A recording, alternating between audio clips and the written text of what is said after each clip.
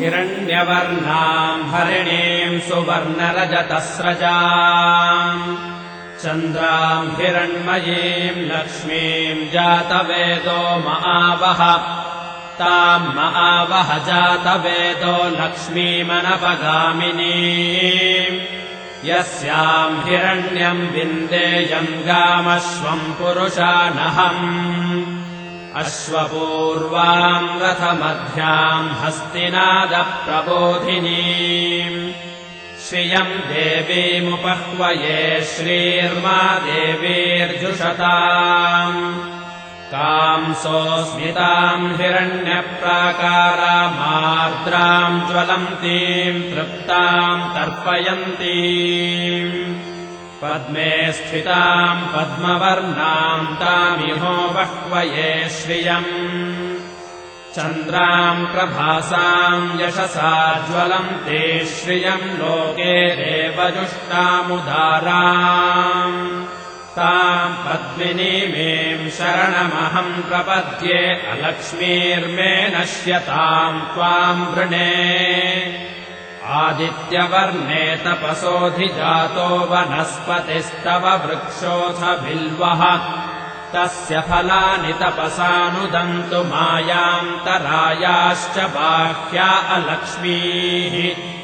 उपैतु माम् देवसखः कीर्तिश्च मणिना सह प्रादुर्भूतोऽस्मि राष्ट्रेऽस्मिन् कीर्तिमृद्धिम् ददातु मे क्षुत्पिपासामलाम् ज्येष्ठामलक्ष्मीर्नाशयाम्यहम् अभूतिमसमृद्धिम् च सर्वान्निर्नुद मे गृहात् गन्धद्वाराम् दुराधर्षाम् नित्यपुष्टाम् करीषिणीम् ईश्वरेगुम् सर्वभूतानाम् तामिहो बह्वये श्रियम् मनसः काममाकोतिम् वाचः सत्यमशीमहि पशूनाम् रूपमन्नस्य मयि श्रीश्रयताम् यशः कर्दमेन प्रजा भूता मयि सम्भव कर्दमा श्रियम् वासय मे कुले मातरम् पद्ममालिनीम् आपसृजन्तः स्निग्धानि चिक्लीतवस मे गृहे निच देवीम् मातरम् श्रियम् वासय मे कुले आर्द्राम् पुष्करिणीम् पुष्टिम् सुवर्णाम् हेममालिनीम् सूर्याम् हिरण्मयीम् लक्ष्मीम् जातवेदो महावः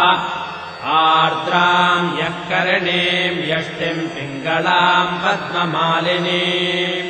चन्द्राम् हिरण्मयीम् लक्ष्मीम् जातवेदो महावः ताम् महावः जातवेदो लक्ष्मीमनपगामिनीम् यस्याम् हिरण्यम् प्रभूतम् गावो दास्योऽश्वान् विन्देयम् पुरुषानहम् महादेव्यै च विद्महे विष्णुपत्नी च धीमहि तन्नो लक्ष्मीः प्रचोदयात्।